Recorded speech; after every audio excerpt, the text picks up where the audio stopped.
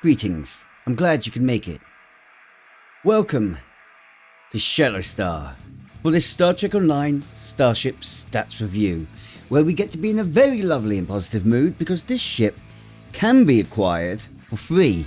And if you are not already partaking in the event in order to acquire this ship, I strongly advise that you begin and be prepared to possibly have to spend some Lobi to buy out and get this ship. That should tell you exactly what I think of this ship before we even get any further into it. Well, I'm Ri'shad. Greetings, members of the Federation, the Klingon Defense Force, the Romulan Republic, and our guests from the Dominion. Please get comfortable as we begin this review. So allow me to introduce you to the Tamarian. Tamarian? The Tamarian Deep Space Cruiser. I know I've said that wrong. I said Tamarian at first there. Hi, Starfire. This ship is one of those ones which you'll always remember because it set off so many memes. Oh, Picard, did you have so much fun speaking with their captain? Well, guys, this Tier 6 ship is available to you so long as you partake in the event or are willing to spend 1,000 Lobi to acquire the ship.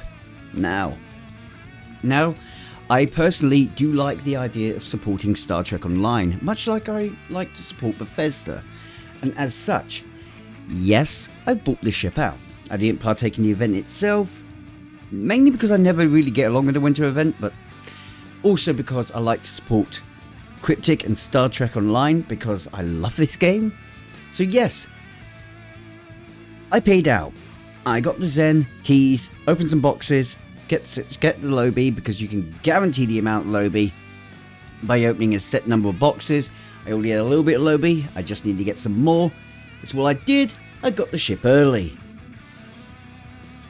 So you guys get to see what this ship is capable of, and holy moly, as much as there's little nicks I'll give it in its appearance, gotta remember this model has also come from a model in the show Next Generation before the CGI stuff. This is beautiful, and if you want to throw on the right hull plates like you saw I did with Section 31, you can get some really beautiful looks. Check out the Ferengi on this ship as well. So, let's focus down. It is a Tier 6 ship available to any faction and can be used once you complete the tutorial, as it is, of course, one of the leveling ships, as all Tier 6 are. Her hull modifier is 1.4, her shield modifier is 1.2. She has 5 forward weapons and 3 aft, 4 device slots, and a base turn rate of 12, with an impulse modifier of 0.14, an inertia rating of 35. Boy, I've had her drifting. Bonus power settings of +10 to weapons and +10 to shields. Inspirational abilities with a special renaming going on here. So this command ship does have the turn the tides, against the odds and battle preparations, but they are renamed. Kalimas at Bahar. Zinda, his face black, his eyes red. Basminti, when he pulled back the veil.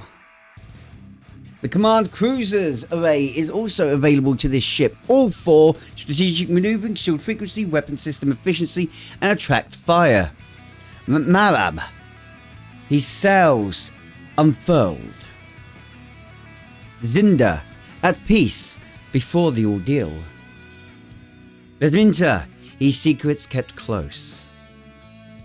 Uzdani, his army with fists open.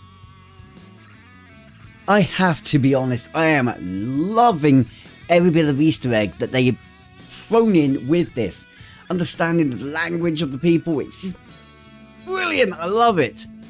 Starship Mastery Package is for Cruiser, which will give you the kinetic and physical damage resistance buff, the regeneration buff, the energy and radiation damage resistance buff, and a maximum hull capacity buff.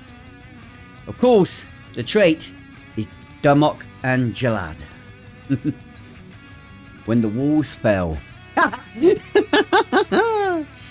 Oh, But to give you a little bit more fun, the river Tamak in winter was now resolute on his path.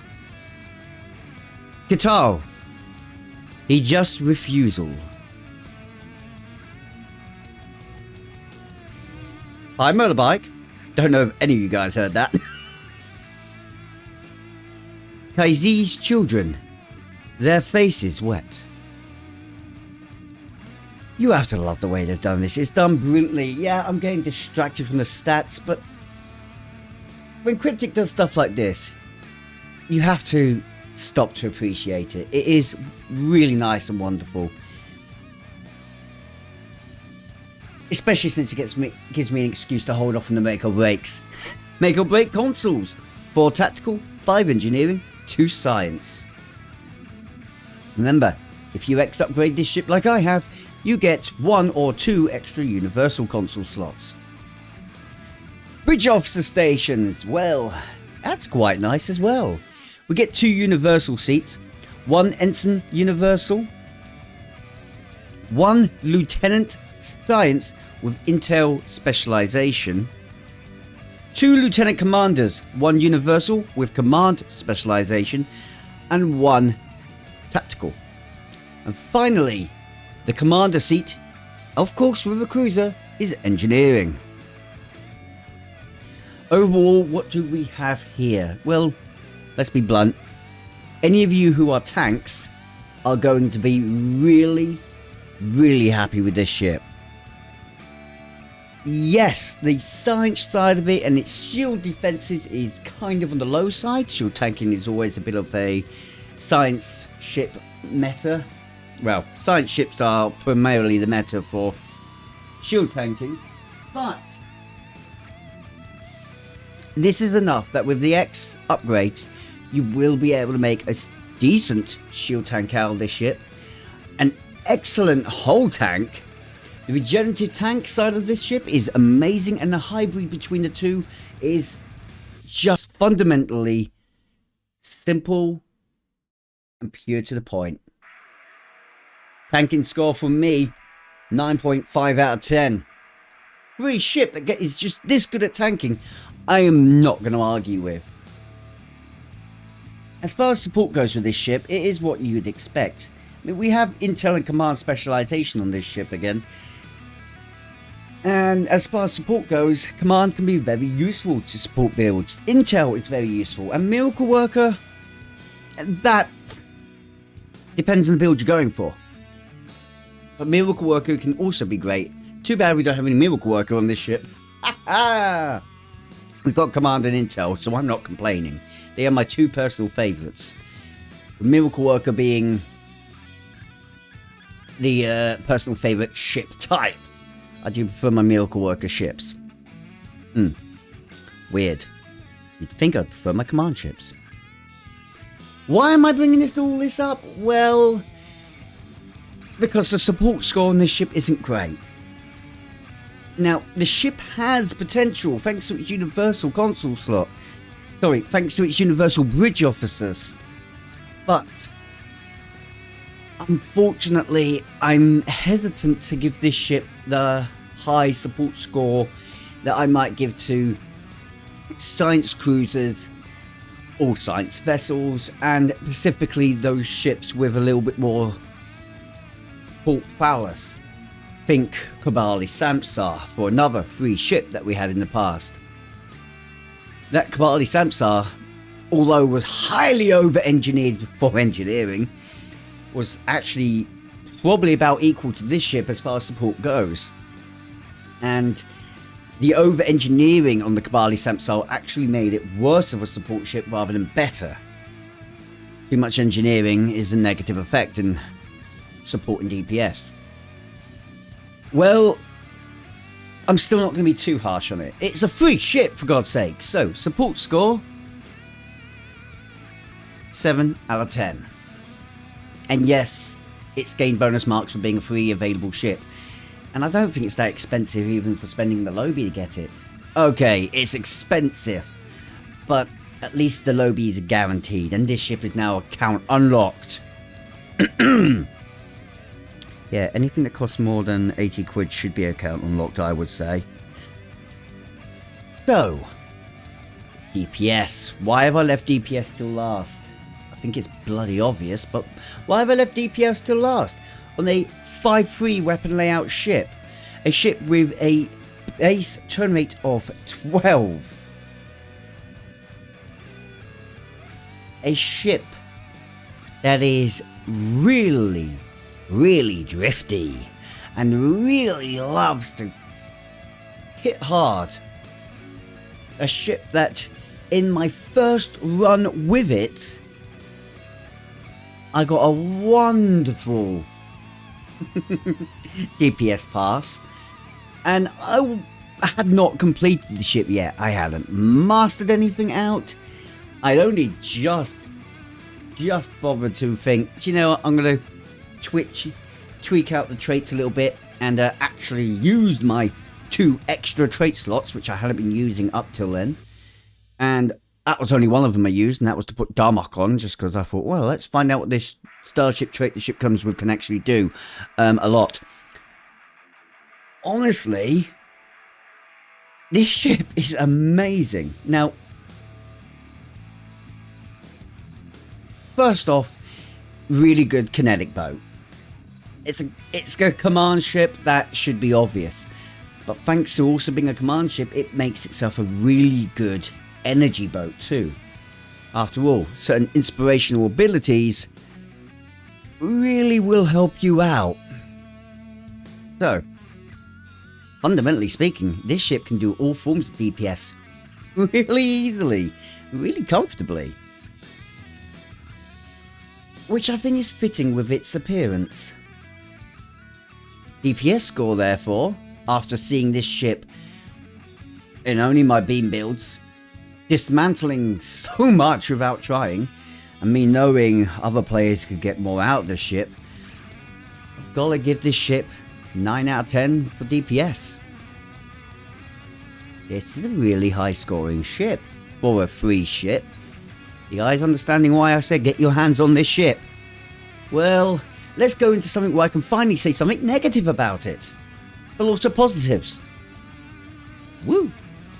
Throwing myself off really badly going into this, so let's refocus. Let's Nord his axe high, Oggy his arms wide. Yeah, if you guys can figure out what I meant by that one, congratulations. Now, we're going to now focus on some aspects of this ship that I do think are positive, but are also negative. We will start off with a negative one, and I apologise that this may take me some time to explain why, but it's half the reason why I did so many test runs and builds with this ship. So, oopsie daisy, mess beside. That's the one I want to enjoy this build. Well, when I took this ship in action, I found myself having to multiple test different things with the console. Yes, it took time. The console you get with this ship is the Polarity Coil Generator. This has an unusual passive and a reasonably good active, but at the same time, kind of a meh active. As we will have heard from others, shields aren't always the biggest issue to deal with in a fight. Taking shields offline is not the biggest concern. After all, it's pretty easy to get either past them or weaken them so much that they're not really a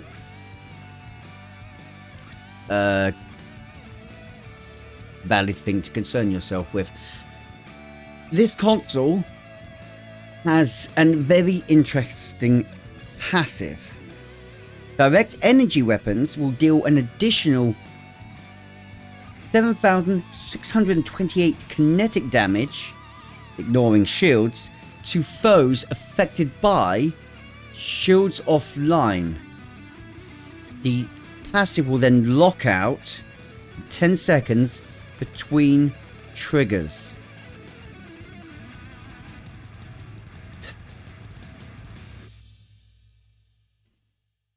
So, there's a really efficient way to use this console, and a really inefficient way to use this console.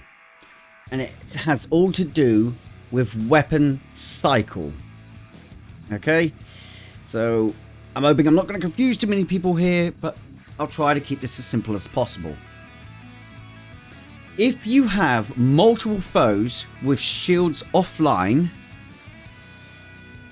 and you target one of them that has been had its shields knocked offline by an ability such as this console, bridge officer ability, or to the alike, then you will trigger this passive.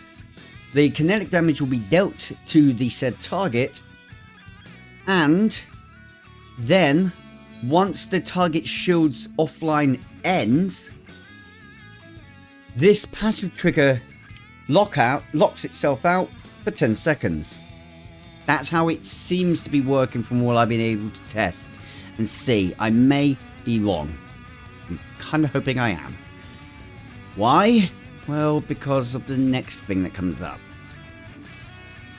If you were per se, before shooting off the firing cycle that physically triggers this ability, to hit beam fire at will for your beam build, and you were to hit 3 targets, all with their shields offline, and one of these targets had their shields knocked offline by just other people firing on it, its shield's been depleted, or it's been hit by a weapon proc that has disrupted the shields.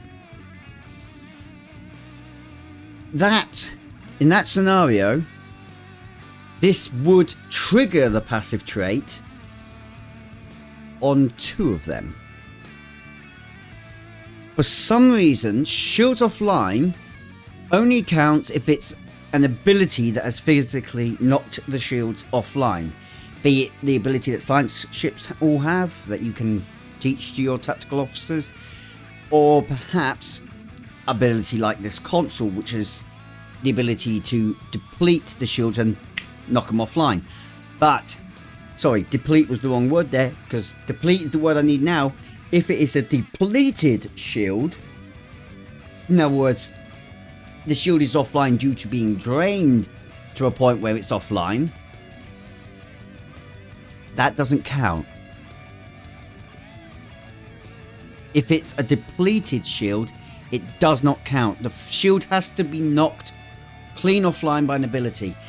And there raises a new issue. Because, let's say someone has used beam target weapons target shields. There you go. Someone has used weapon target shields. They've hit the target, and just before you've procced off your active ability of this console, your weapon cycle has hit that target that has had its shields targeted and therefore are now offline. You will trigger the proc, and now the proc will only affect that one target, and once the proc is over, offline. So even if you was to now set off and proc some others, knock the shields offline on some others, and they were going to have their shields offline for a second longer, the moment that first target's shields come back online, that's it. Locked out. You've lost a level of the damage output of the console's passive. And although it's not amazingly massive, that is still something that concerns me. And it also concerns me that really this console, once you get past the advanced section, once you're past what I like to call the beginner phases, your sub-level 50s stuff, anything that is sub-level 50, once you get past that stage, this console really starts to die out. And by level 65, this is one of these consoles I just wouldn't recommend having. Now, to continue on, because I've just spent 6 minutes on talking about what I don't like about this console, here's what I do. The Call of Silence, the AoE shields offline and then weakened with a 180-degree targeting arc.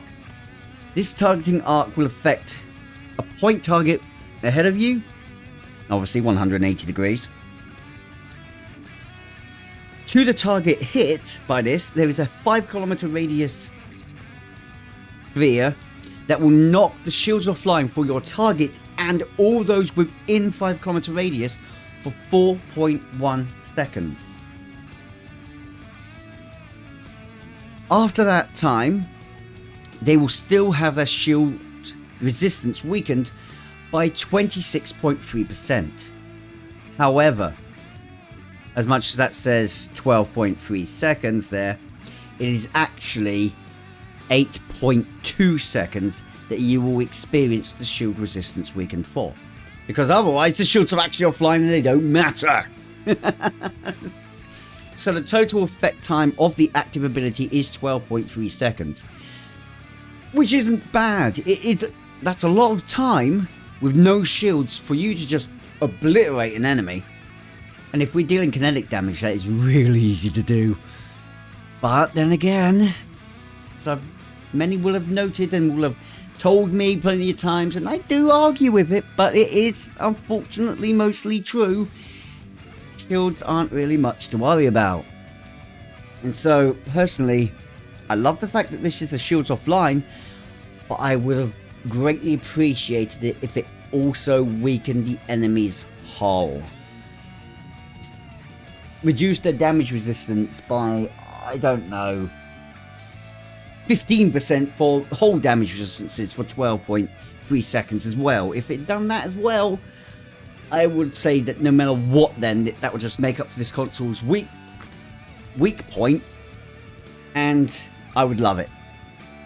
Honestly, I would love the console. I do kind of love it now. It's just I can't advise the console, and when I can't advise the console, even when it's with a free ship, well, that's bad for the console. So I'm not going to score it. You guys know how I feel about it. Let's go on to something that I really like. The Starship trait, Darmok and Ri'shad. Now, I might just be nostalgia baiting here. Take that how you will, the way I said it. Unshielded hits debuffs the foes and reduces captain abilities cooldowns. Once per foe, damaging an unshielded facing allows you to beam their captain away. Whee! So basically, once the enemy shields go offline, if you hit them in that moment, you are going to disable the target for 6 seconds. That is a lot of time. The target is also going to receive a 33.3 all damage resistance debuff. So it's going to take 33.3 more damage for 60 seconds, a whole minute on this target. Bearing in mind you've got the shields down at this point, so that's going to last to the point that you kill the ship. Guaranteed. And to yourself, a minus 10% to recharge time on captain abilities. That's kind of the midpoint. It's those first two. What you do to the target. Disable for 6 seconds. And for basically the life that is going to be left of this ship, because you just hit an unshielded side of the ship. A debuff in its resistances. Damage resistance is beautiful. And because it's the ship receiving the all damage debuff, this means you get the optimum amount of extra damage dealt. So do all of your allies. And that's what I love about this. Yes, it's great to build up your own offensive power. Let's damage buff myself. Let's get Cat 2 damage, but bonus damage. It's great for you, yes. But I'm a support player. When I see one that says, oh, yeah, you reduced the damage output. You know, what do these pulse phasers do again? Oh, yeah! Why do you think I like the pulse phasers? Quintessentially, this is the support player's dream trait. And I like to joke around with meta, but I think this is the first time ever I'm going to just be straight and honest with you guys. So, jokes aside now, I do genuinely believe this is a meta trait for all support builds going forwards. Whether you are a control specialist, a drainboat specialist, a DPS support specialist, whatever version of support you're going with, including heal boats, I genuinely feel this is a new meta trait for support builds. So if you are a support player like myself, get this ship purely for this trait. You want to get your hands on this ship. Now, if you are a tank, you're going to find this trait somewhat useful, but of course, there are better options for you. If you're a DPS player, this trait is still great for you. This trait is not as great for DPS players as it is for support players, but giving you extra damage you can deal, disabling your foe and making it so much easier for you to choose our targeting point, and giving you back your bridge officer abilities. You know, DPSers, I know you know that this is a good trait for you as well. So this is a intermediate trait for tanks, but an excellent trait for DPS and an absolute master trait for support. As a result, 10 out of 10 from me. Absolutely love this trait, and I strongly recommend getting this ship because of this trait. Honestly, if it wasn't for the fact that they keep going Damak Ajalan, Damak Ajalan, Damak Ajalan every time it fires off, I would be generally... No, I am generally enthralled by the trait. Oh, and if you really are wondering, here's an example. Hello, sound back on.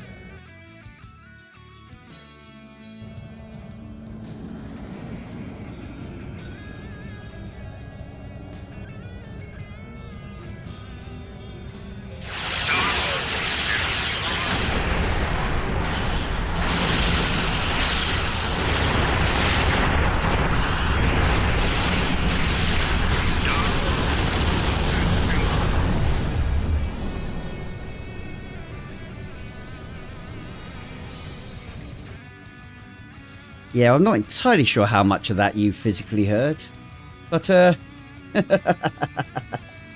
yeah. It's quiet, but it's always there. It might annoy some people. It gets my attention because I'm autistic. Now guys, you got a clue what this ship is like. Well, let's take this ship into action, shall we? Time for a little bit more fun.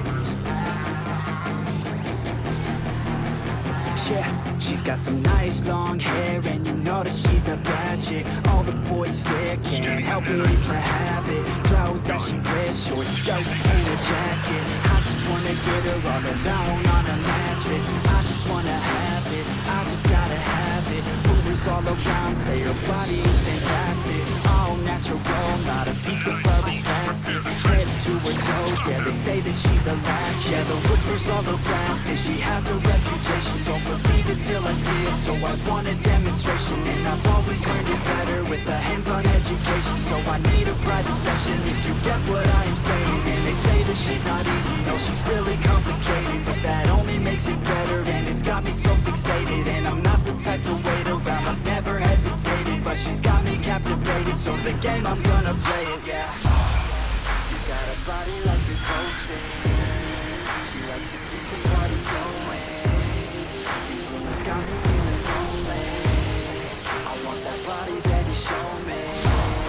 She's got a body like a coaster. She likes to keep the party going. These rumors got me feeling lonely. I want that body, baby, show me. Sensors confirmed the transport convoy detected.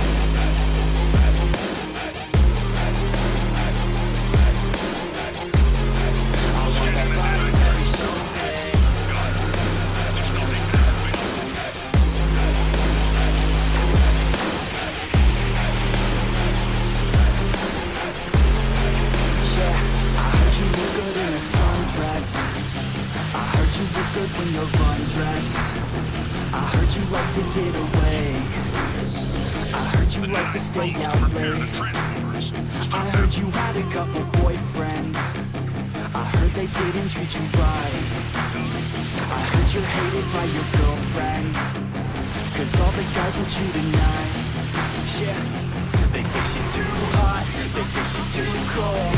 Where she came from, nobody really knows. They say she looks young, but say she acts old. From everything I've heard, she gets out of control. And all the boys say she was sent from the heavens, but I'm not too sure that this girl is a blessing. She's got the devil's eyes and they'll cut you like a weapon. She's stuck in my mind like a bad obsession. Got bad intentions. You got a body like a broken. You like to keep the party going. You got me feeling lonely. I want that body, baby, show me. She's got a body like a broken. She likes to keep the party going. These rumors got me feeling lonely. I want that body, baby, show me.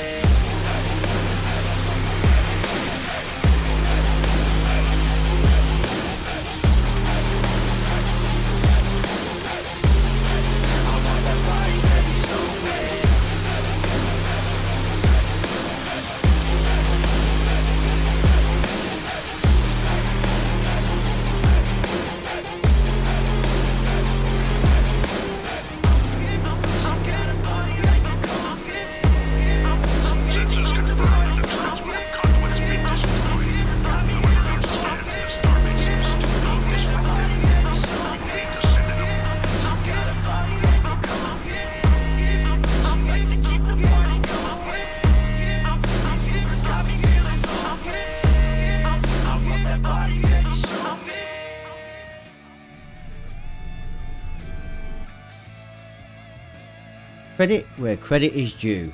Now, I showed you 2 runs of the exact same map this time round. I do believe. I think they were both infected. Well, I took 2 combat logs from those. These are the logs. The first run you saw, the one which ended really damn quick, because a couple of DPSs in that one. Well, you can see how that one went. Well, it's funny to say that even in this scenario, where I was at, well, when I was in the worst build, I honestly thought I was going to be doing a lot worse damage. Turned out, not so bad. You can see how much difference you get when you're running with DPSs though, but for the sake of saying here is, well, this was a run with 3 carriers. So, yeah, have fun with that. All I can say is I am very happy how this ship turned out. On just such a simple build. A build where I was doing more random testing of specific areas rather than trying to get the ship's DPS up, get its support ability up, get its tanking up, how much damage can it take. Because when I do my builds, I always run through set areas, like how well can I get this ship to defend itself? How much damage can I pull out of this ship? How much support can I get out of this ship? What is the best level of damage I can get buffing others? And it's always very hard to tell as a support DPS just how much damage buffing you're doing when you're running with, well, you need to run with the same people twice. You need to do a run with them where they are fighting standardly, and then you need to do a run with the same people, the exact same people, running the almost exact same run, which is difficult to do. I think you guys can guess why. And in the exact same run, where you have exactly the same number of critical shots, and you happen to be exact amount of damage the same, you can then start to see how much you're buffing your allies hitting harder. And it gets really awkward. So I like to think here that what I got out of this ship from the runs showed that honestly the support DPS did really damn well in the second run. Because I was doing much less damage. And my allies did a great amount of damage. And so long as this isn't their normal, and they're actually a little bit lower, then that would mean that I did do a decent enough boost to their damage hits. It's very hard to work out, but all I'm going to say is, if this ship has gone as well as I think it has, well, even if this was a lockbox ship, I'd be recommending it. I hate lockboxes. So seriously guys, my final score on this ship for a free to play ship, bearing in mind, because you can earn this ship for free. Honestly, I've got to give this ship at least 9 out of 10. At least 9 out of 10. Yet, you do have to take some energy to get it, and if you miss out now, you're going to have to wait for it to be Mud's Market, and at that point, it's going to be an insane price, and I only know that because last year's ship is in Mud's Market right now, and yeah. Yeah, it says a lot when you see them coming in there, and how much they're selling for if they're not on sale. So, honestly guys, for the price this ship will be in the future, when it's added to Mud's Market, that is losing points for it with me. That's what's preventing a 10 out of 10. But the right now, right here and now, what this ship is capable of, if you can get your hands on this ship right now, for God's sake, do it. And it is actually worth spending the money to get the lobby to get this ship, if you're not going to quite make it. This is a really good ship, guys. Hope you found this video useful. I would love to hear from you guys below now in the comment section what you think of this ship. Are you as surprised as I am that we got such a good ship for a free ship? Potentially free ship? Honestly, my niggling hates about the ship's design aside, I'm not a fan of massive ships that are also extremely flat. Profile, people, not actually flat. The ship side profile is pretty flat, and I'm not a fan of that. But you know what? Everything like that has gone out the window, because the trait on this ship is just so damn good for support players like myself, and the ship itself is so damn good for DPS players. Honestly, guys, get your hands on this ship. You will not be disappointed. Believe me. No matter what you're trying to run, support, DPS, tank, get your hands on this ship. Thank you for watching, guys. I'd love to see your comments below. And can I just say right now, an even bigger thank you to Sky, to XG Blackbird, and to Tribal Typhoon, the current patrons who have made this so much easier for me to do. YouTube membership is coming through soon, but I will be honest with you guys. Patreon will probably be the better option. But YouTube membership is going to come with its own benefits, so it's up to you which one you prefer. As for the screenshots that I will be providing to Patreons on the actual Patreon store for free, I will note to you guys that I will make sure I can get these screenshots available to YouTube members, but that's going to be dependent on value, because it may be a case of I have to post out USBs to everyone with these on, and depending on where you are in the world, that can cost. But if you guys have got an idea what I should be doing for YouTube membership, go ahead, comment that below. Hopefully streams are coming back soon as well. Thank you guys, and I'll see you next time. Stay safe. Ciao for now.